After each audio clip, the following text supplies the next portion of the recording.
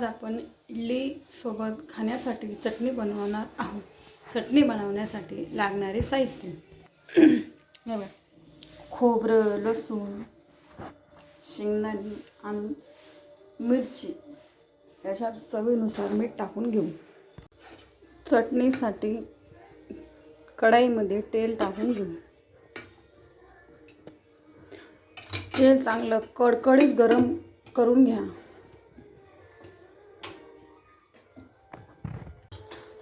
तेल चांगलं गरम झाल्यानंतर जिरे,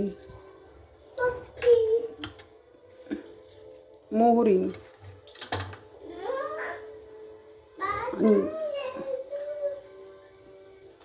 कढीपत्ता टाकून चांगला तडका मारून घ्या.